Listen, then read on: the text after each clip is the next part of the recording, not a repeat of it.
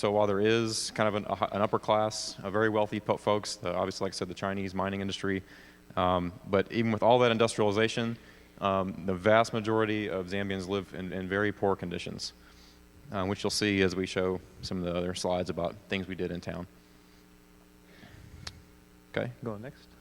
Okay, so like I said, our trip goals, first and foremost, really was to just minister to the third thing, which I'll explain more when we get to the project section, was we were going to build a 20 by 40 pole barn structure, which will serve as a cooking shelter for the Maya and Papa day camp, previous life, I would say, but even more so in the ministry that he does now. He, again, like TK, is just one of the pillars in that area. Everyone knows him and respects him, and he's really made a huge impact there. The three in the middle, Victoria and Jonathan, are both Scottish Bible school interns that are down working with Abba's Heart for the summer period. And they got engaged, I think, while we were there or shortly before. Just great to work with them, just an awesome heart for the Lord and the work there with Abba's Heart. So they're going to be transitioning back here very soon. Paula is from Spain. She's another one of the interns that's there. She'll be leaving more in the November, December timeframe. And the last two there on the right, Badan and Mama Mary, they are the current house parents for the residential boys. So they haven't been there very long, so there are some challenges with them as far as they are trying to continue to develop their relationships with the residential boys and kind of, establish their role a little more with those boys as they kind of, progress for the next few years in their ministry. Okay, so our team, go next slide. Our team, Gary Russell, Troy Hamilton, Amanda Boone, Pam and Michaela Bristol, Billy and Holly Moore, Ron Moore and Denise Moore, Chris Chasen, Ted Welch, and myself. So we had a pretty diverse team in regards to backgrounds, ages, personalities, which some, including when Bob shared with us during our out brief, that he was like, I saw the team list, and I was like, So we thought it made for an interesting dynamic, but I really have to say that, the Lord put this team together for this specific couple weeks.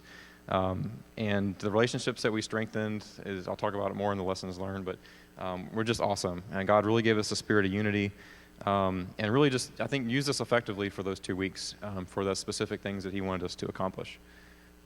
So I think now I'm going to hand it over to Miss Michaela. All right, I get to talk about a couple slides. We're going to start with the orphanage visit. So the first day there, us ladies, while the men were working, we went to the orphanage, which is right next door to the Walker's house. They have lots of little ones, lots of babies, and we had lots of fun. We got to play for, I think, like the first hour. We just sat on the floor and just played with them and kind of just let the mamas who were in charge of them just kind of take a rest. And we just sat and played and had a blast. A few of them were a little scared of us, but we eventually got them to warm up to us and sit in our laps and stuff. And then the younger ones went to bed, and the older ones stayed out, and we did crafts, and we put paint on their hand and then put it on a piece of paper with, the Lord is my shepherd. And we went through Psalms 23 with them, and we talked about it, and it was so sweet, and they absolutely loved it, ate it up. Their youngest is 10 months old, little Danny. And then they have two boys who are older, a little bit older, that go to school. They're probably like the pre-K age. And then two of those kids that we met at the orphanage, we actually later met their mothers who live on the streets of the market.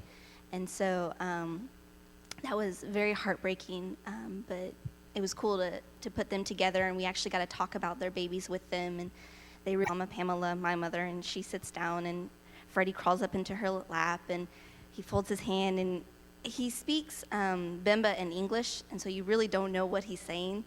But he said something, and he, just praying, and then amen, and he just hugged her neck, and it was so sweet. I don't think there was a dry eye in the room. It was just so sweet, that this little, I think he was 3. He was 3. Just this little 3-year-old, would want to pray for us, and it was just so sweet. You can go to the next slide. The next day we did Maya and Papa, and this is a phrase, it's a really long phrase that they shortened for our sake to Maya and Papa. And it means basically that today I'll carry you so that way tomorrow you can carry me. It's kind of the loose translation of it. And so this is one of the two main ministries that they have to the street boys. And in the morning, Pastor Enoch gets the bus, and they go into town, and whatever street boys are sober, and they get on the bus. And so they load up the bus, and they bring him back to the Walkers' property. And they started out, I think we sang songs, and just kind of, we got to kind of know one another and everything. And then they check in, they get a uniform, a soccer uniform. And then they go through like these 3 different stations, and they get to shower and wash themselves, and then they get to wash their clothes, and then we had prayer time with them. So there was 3 different groups, and we just kind of rotated back and forth. Very, very sweet time. All the boys were just so much fun, and you don't know what they're saying, they don't know what you're saying, but it's fun, and you just have a blast. And so my favorite part was I got to play soccer with them. They had no idea what to do with me. Women don't play soccer there at all. So that was interesting. I pretty much just ran up and down the field, but it was fun. And so after that, Pastor Troy, or I think before that, Pastor Troy gave a little devotion. And for me, it was, I don't know, each day was eye-opening. And I think for that day, it was eye-opening in the fact that none of the boys could stay awake because of, I guess you call it a drug. The drug that they sniff is called sticka, and it's aviation glue with, I think, like gasoline, and they just put it in this cup, and they just sniff it all day, and it's literally killing their brain cells, but it makes them sleep, and it makes them not hungry. And so they'd rather kill their brain cells than feel hunger all day. But the effects of that is they couldn't stay awake, and so the older boys would literally walk through them all, just like, not slapping them, but just kind of patting them on their head and waking them up while Pastor Troy was preaching. My mom sewed clothes. They would bring, their clothes to her, and she would sew them up, and that was another eye-opening moment. Some of them, there was no hope, but she and Miss Denise were very gracious to attempt to mend them. And then they ate enshima, which that in of itself is another story. You'll just have to ask me. And so they ate, and then they got back on the bus, and they left. They changed, and then they got back on the bus and left. And so Maya and Papa is just an amazing outreach. It's a day where the boys, they don't have to fear, they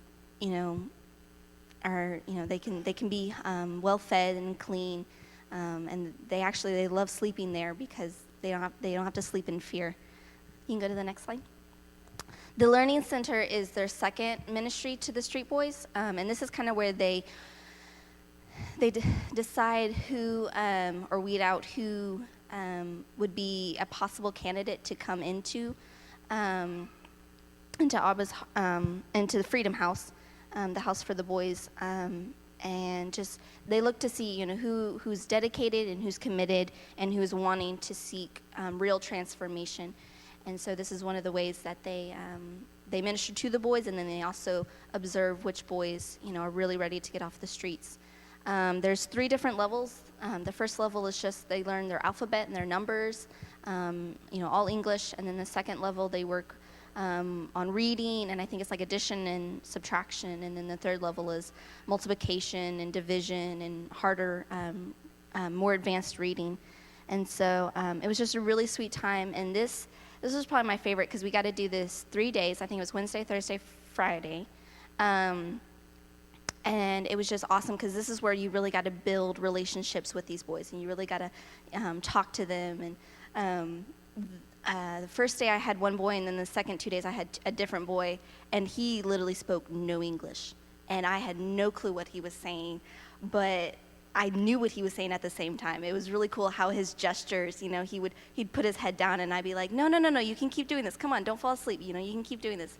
So it was really cool how we both didn't speak the language, but we understood. He knew what I was saying, and I knew what he was saying, just from expressions and hand motions and stuff like that. And so that was awesome. Next slide.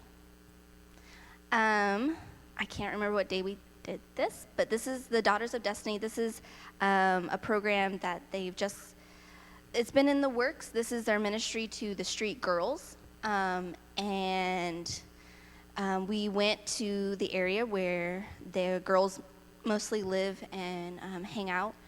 And the one who's standing with me, that's Flora, and her baby is Bupe. And I actually got to meet and love on Bupe in the orphanage. And so we got to talk about her little girl for a little bit, and that was sweet. I don't know if you can see, but in the top left, the one between Denise and I is Diane, and her baby is also in the orphanage. And so it's really sad to see this, because both of these girls lived in the orphanage with their children and chose to leave and go back to the streets. Thank the Lord they left their babies in the orphanage. But it's still really hard to see these girls, in the conditions that they're in, while their children are somewhere else. And so the first day, it was just pretty much a meet and greet. We just went to where they were and just got to meet them and hang out and just kind of just see where they live. And then the second day, we took them to this place, I can't remember what it's called, and we got to wash their feet and paint their nails, and Miss Amanda gave massages, and it was just a really, really sweet time where we just got to bless them and love on them, and it was just, I don't know, they liked it, but at the same time, it was just that they weren't used to this. They weren't used to somebody loving on them, and it was just, you could see, small little walls being broken down. It was so sweet to witness that, and just pray for them. And we walked through Psalms 100? No. Proverbs 3, 5, and 6. I have a great memory. And we got to walk through that with them. And Diane, it was so sweet. Diane, afterwards, after we had the devotion and everything, and we walked through that with them, she had a question, and her question was, how many times can God forgive you? Can God forgive me if I sin a lot? And it was so, so sweet and such a God moment to walk through with her, that, God forgives us no matter how big the sin and no matter how many times we sin. And I don't think she was completely convinced when we left, but definitely you can see God softening her heart and continuing to pray for her that he continues to do that. So with that, I will pass it off. Okay, so these next pictures are from the Friday night street outreach, and this is something that the walkers do on a pretty regular basis, several times a month, I think. And it's always on Friday nights, and they meet at a certain place, and the boys just know to be there and kind of check and see if they're going to show up that night. And so it's a time when the boys are, the intent behind it is like to meet the boys on their own turf. And the other times, it's like you come, or they come to Mayun Papa, they have to be sober. They're getting cleaned up, they're getting a good meal and all of that. And then the learning center, they're being educated. But here, this is like their life, and a lot of them show up and they are high. And you can really even just smell that. Just being in their presence is quite a strong smell. But for me, this was I really liked this night a lot. This was really special to me, especially having gotten to know a lot of the boys through the earlier part of the week.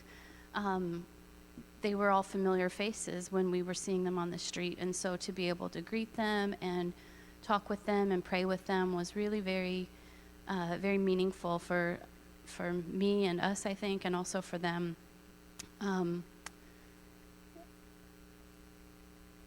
Yeah.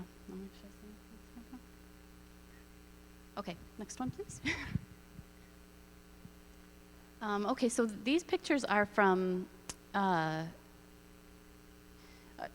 focusing on Abba's boys. There were a couple of nights that we really had some dedicated time with Abba's boys, although we were with them a lot because They live on the other side of the Walker's property, and so we were seeing them daily and really involved with them in different ways. But there were two like concentrated evenings that we focused on, and that centered around us having dinner together, some Bible teaching that Billy gave, some really great basics of the gospel and encouragements to persevere in their faith. And we did a lot of like crafts and games and stuff. And I don't know how well you can see all these pictures, but this one in the middle on the bottom is like a bunch of the boys with all these balloon creations on their head.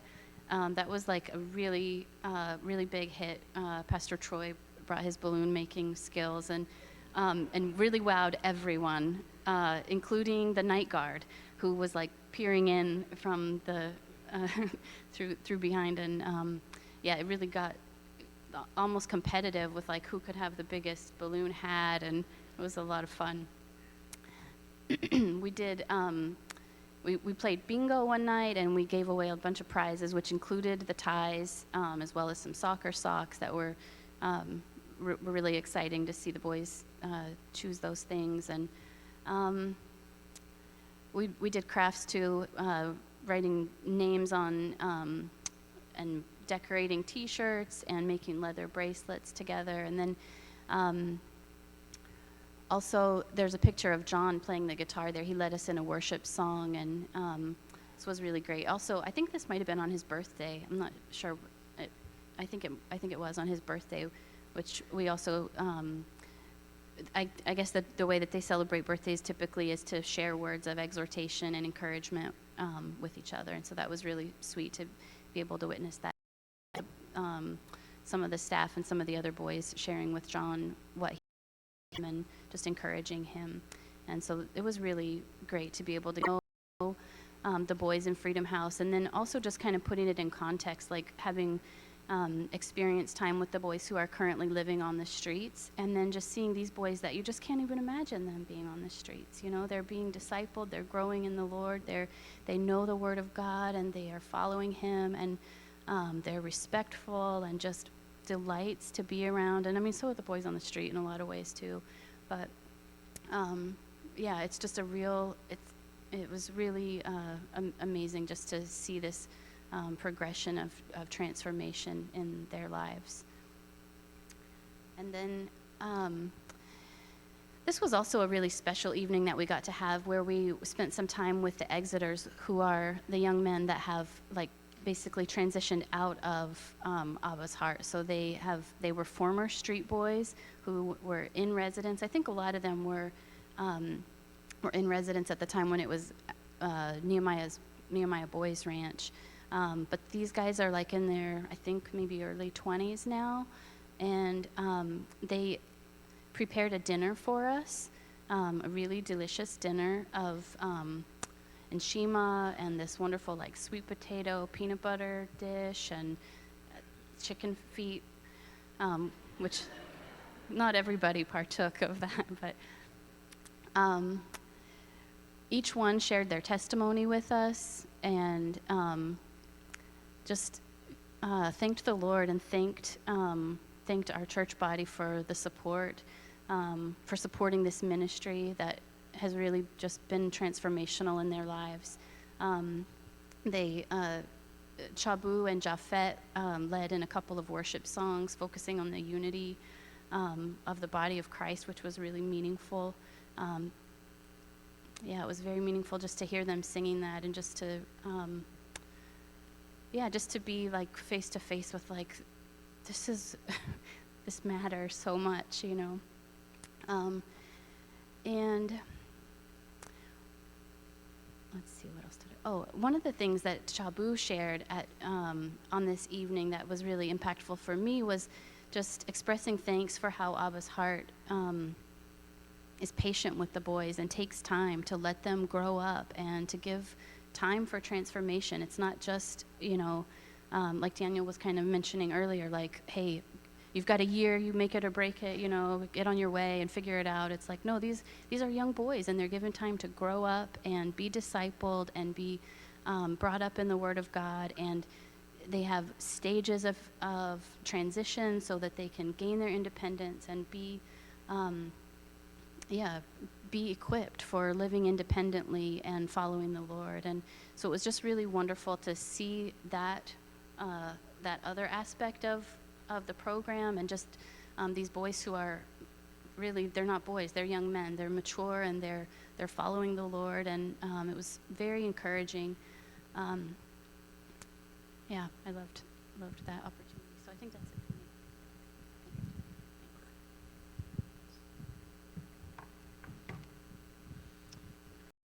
Thanks. All right, so one of the things we did the Monday of our second week is huge part was all due to Miss Pam's planning. Was we, instead of doing like a vacation Bible school typical thing, we did a one-day event at this place that's called Mandola Dam and Reservoir. So essentially this was a former British sailing club back in the 50s when the Brits used to have pretty much ownership of Zambia. But now it's privately owned, and they have, you can rent it out or whatever. It's a huge, beautiful lake. So really, before I get to what we actually did, so Zambians celebrate on our same July 4th, and they also celebrate July 5th as what's called National Heroes Day. But nobody that we asked knew who the heroes were. So they just said, yeah, we celebrate something. So we plan to do this one-day event and this party. It basically was really, the intent was to just give the Abba's Heart staff a day off, and just so they could just come out there, relax in a beautiful setting, not have to worry about the stresses of everything that goes on during the week. They don't have to cook, they don't have to plan, they don't have to do anything. So, and including their families. So some of the staff are just ladies that come out to Freedom House and cook. So they say, bring your kids, bring your husbands, everybody. So they all came out. It was a great time. We cooked out. We had team tournament volleyball games, games with prizes for the adults and the kids, and just enjoyed the day out there with them, just fellowshipping together. One of the things that I wanted to mention we talked about this afternoon was during that kickball tournament, some of those mamas are intense, and they were some of the fiercest kickball players I've ever seen. So it was just a great time out there. So the last ministry event, which is the next slide that we participated in, was what on the schedule is called Zambia Compound Evangelism. So probably about a mile or so from Garnetton, same area outside of Kitwe, this area is called Zambia Compound. So there's these large lower income housing areas throughout the outskirts of the main downtown area, and they call them compounds. It's essentially what we would call a really huge trailer park. With no trailers, but instead mud brick houses, and actually a lot less infrastructure than our trailer parks have here. So this area is, like I said, is just outside of Garnetton, just around the corner from where the Walker's main area is, and there's about 3,000 families, individuals, whatever, that just live in this area. So the plan was to go out and interact with the locals.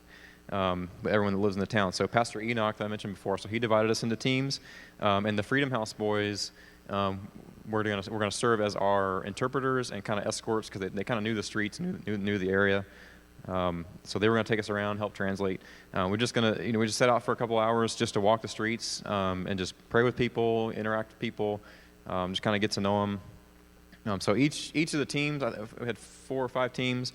It had really just awesome stories of just personal interactions, just prayer time with residents. The Zambians are just so welcoming people. I mean, they'll welcome you into what you would think is just like someone's dirty backyard, and that's their home. And they come in, they find a bucket for you to sit on. I mean, they want to host people. They're so loving. So we just got to talk with them, ask them what they understand about the gospel. And if they're willing, we could talk more or pray with them, just kind of depending on the situation.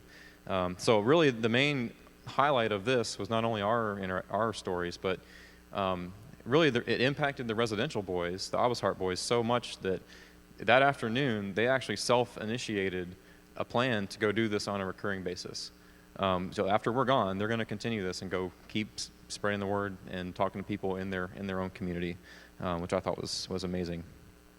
So the culmination of this event was a lot of the Abba's Heart staff live in the Zambian compound, and they come out to the Walkers, work, and go home. So the plan was for us to actually eat lunch in their homes. So the teams split up, and each team went to a different staff home and just had a good time of fellowship and just breaking bread together. So I'm going to move on to the project real quick. Just a few slides about the project. I want to just preface, though,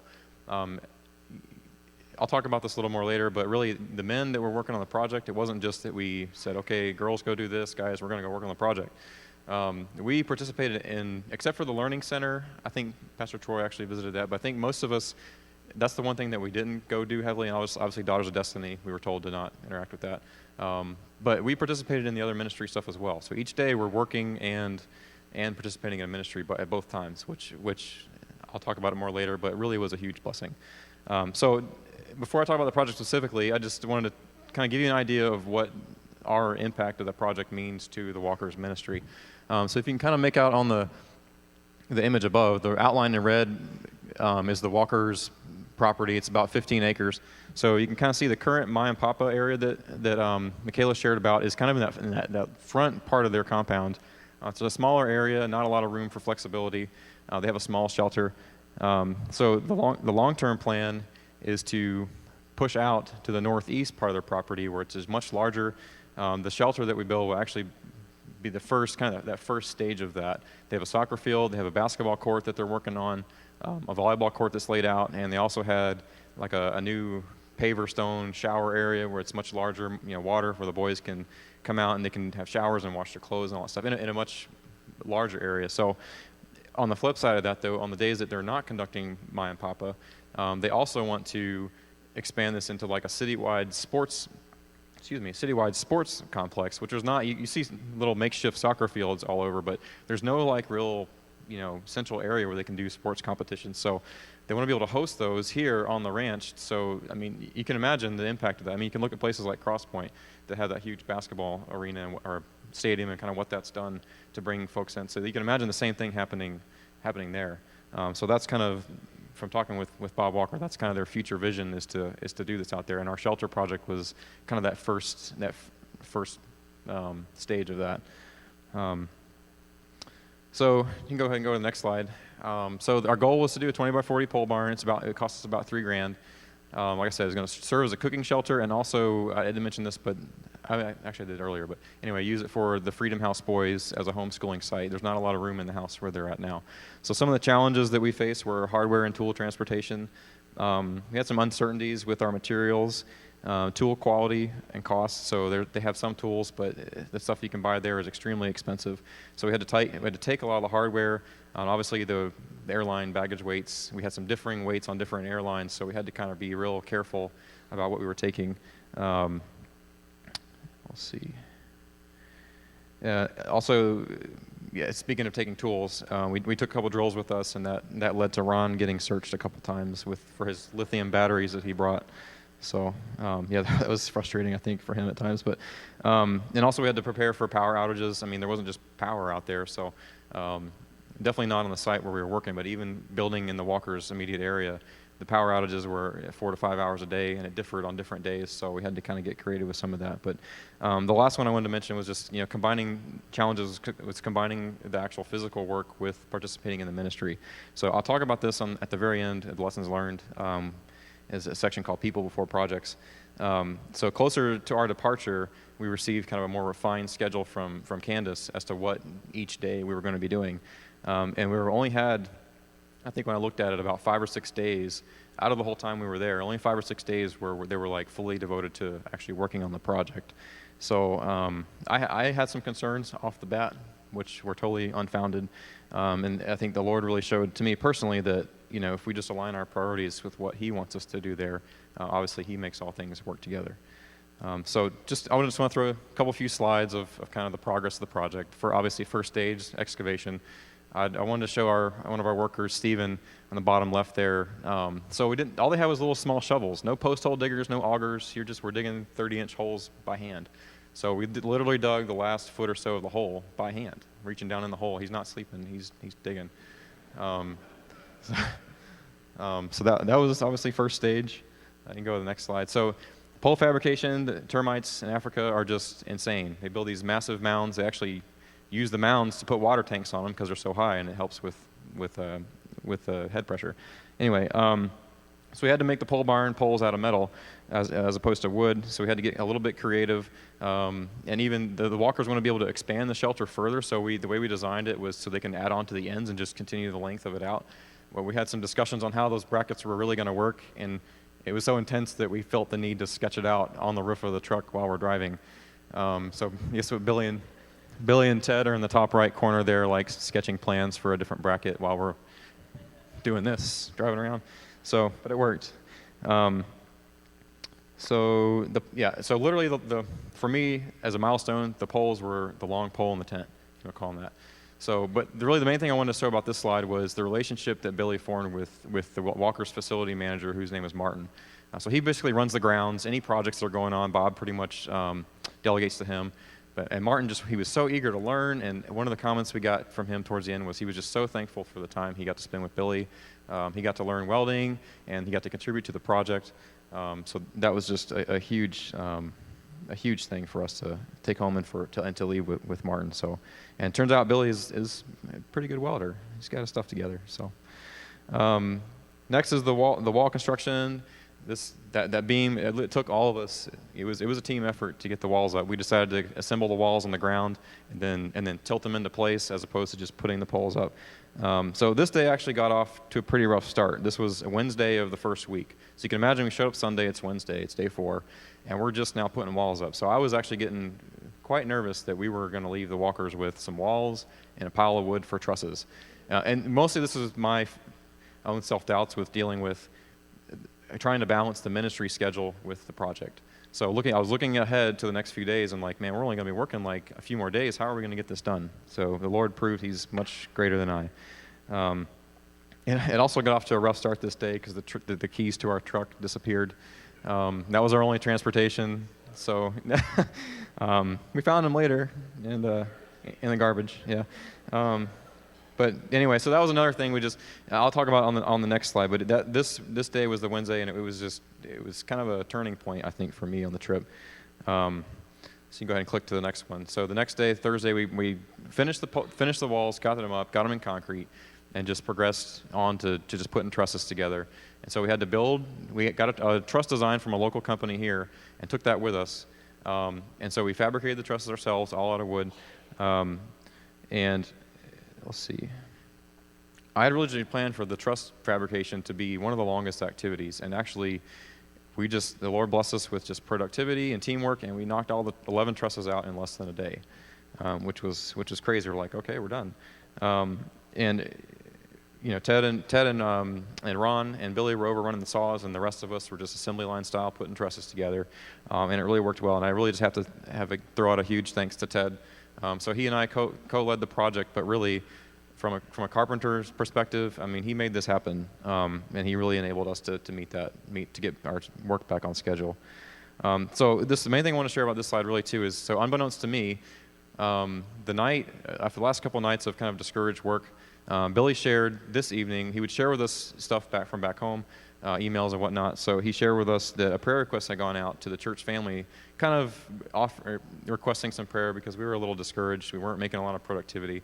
I thought it was mostly just me, but he shared that a prayer request had gone out within the last couple of days, and actually this day actually was the most productive day we had. It was just awesome.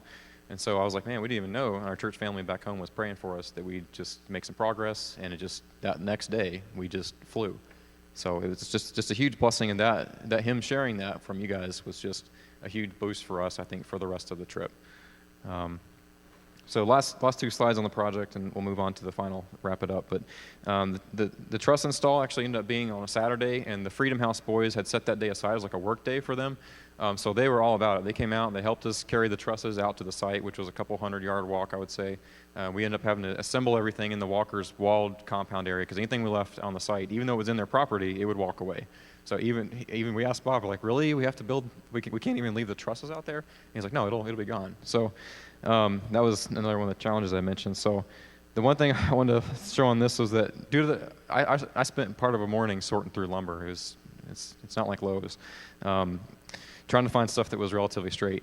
But we even had to get a little creative with how we used the application of force to get our trusses into place. So I know it looks like Pastor Troy is kind of goofing around there in the slide in the bottom, but he's actually demonstrating our precision method of aligning trusses. Just literally pushing them into place sometimes. So last one is the last slide here is complete. So there's not treated lumber in Zambia, so they use a creosote-based product to paint on all the wood. So it takes several days. You can imagine with 11 trusses, it takes a few days to get all that painted, and then it takes a few more days for it to not be like tar. So it was just tough to handle. So we hired workers to finish that. And so we finished on the Tuesday. We were leaving on Thursday, I think, or the Friday the next. Leaving on Thursday to go to our departure location. So we bought the steel for the roof. And then Candace Walker posted some pictures the very next week of the metal being on. So within a few days after we got home, they had gone out and finished the structure. So that's our team of guys there, plus Jonathan, our Scottish power lifter there.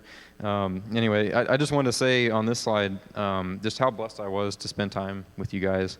Most of you guys I've looked up to since I came here as a ninth grader almost 20 years ago. So I was just really grateful for the opportunity to serve alongside you guys, and really thanks to Gary for seeking me out and just encouraging me to go. I really appreciated it. Okay, so wrapping it up, lessons learned. Just to talk through a couple of these. So God can use what you have. This applies to both the ministry and the project itself. You don't have to have special tools, unique skills, abilities. It helps at times, but you can use it whether you have, like with the learning center. They kind of make did with the products that they have, and it's working. God can work with what you have and produce fruit. And that leads into the faithfulness producing fruit. So a conversation that I had with Jonathan, one of the mornings that we were sorting lumber, I asked him how he joined Abba's Heart, because he had lived in Zambia for 14 months previously. So I said, why did you join with these guys? And he had mentioned that of ministries that he's seen in this area, really this program for the boys is really one of the most biblically based and well-rounded programs that he's seen. So I just wanted to share that the Lord has been faithful to what the Walkers are doing.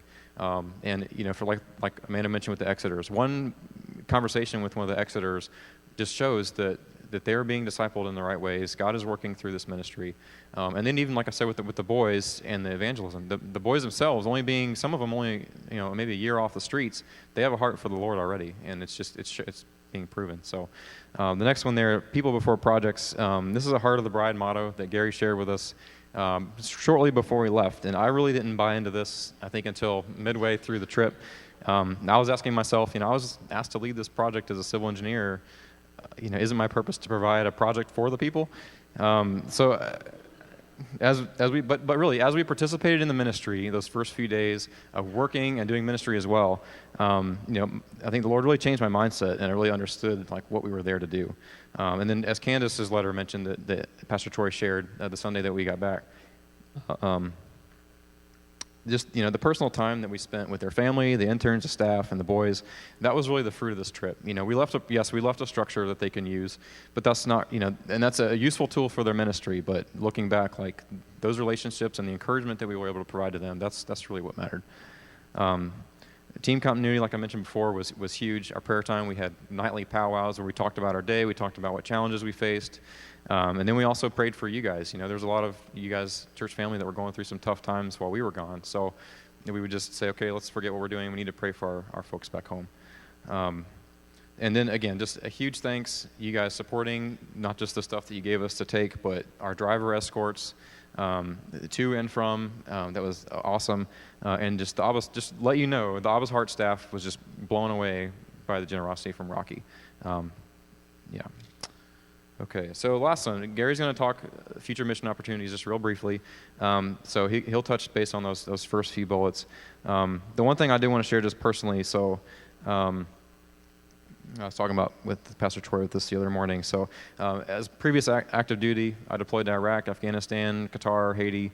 And I've never really experienced, though, once you get out of the uniform, this is my first overseas mission trip, not being in a uniform. And I've never really experienced local interaction like I did on this trip. So I think it was really just when you spend 2 weeks just doing life with our missionaries, you understand what they go through. You understand what the challenges are that they face. And so for me, I have just a much greater perspective, not just reading about, okay, the walkers, we're praying for the walkers this week. Awesome. But after being there with them, you understand it's not just a couple lines on paper. You see what it is. So I would just encourage you, if you're thinking about going to experience something like this, it was awesome. I highly encourage it. Pray about it. And the Lord won't, if you go, the Lord won't, you won't be sorry for what he's going to do with you. A couple more prayer requests for them real quick. So there are a lot of churches in this area, but the walkers have really struggled with finding a church home that meets their needs and also that they can serve in and they can serve them. It's just due to a variety of issues, some of them cultural. There's a lot of challenges there. And this goes hand in hand with the second prayer request there for the Exeters having discipleship mentors. These guys are hungry for adult male discipleship. They've transitioned out. Now they're kind of in this no man's land of, I'm moving into adulthood. I need someone to come around me and surround me and encourage me and disciple me. So as Pastor Troy has mentioned, that the church in Zambia is really wide but not very deep. So many folks are held back from a deeper walk with the Lord just due to a lot of cultural baggage. So just pray that the Lord provides a church like that, or other stronger Christians that can come around the walkers and even these Exeters. So there also are several residential boys that don't have sponsorships. The picture you there see is Billy and Holly with this young man named Morgan. Newly sponsoring him this year. So there are several more. So if you're considering something like that, please talk to one of us that was on the trip, and we'll definitely get you in touch with how to do that. A new ministry that TK is looking to start is, I think along with Stephanie, is a ministry for girls, and actually bringing one of the street girls out and having them in a residential program. So this is huge. She's going to be on furlough, but when she goes back next year, this is something she's looking to start. So just pray about her leading that, and as well as what girls, or girl singular, would start this ministry. The lastly there is the Learning Center program.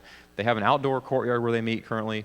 They're looking at a fixed facility which would really improve the conditions and how much they can do with the street boys.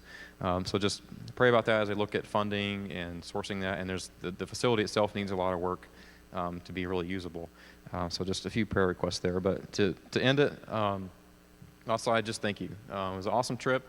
All of us could talk for hours about all the little experiences that we had, little stories or the way that God came through on various things. So, please ask us about it. We love to talk about it. But really, thank you for sending us out. I'll turn it over to Gary to talk about, or Billy to talk about the future.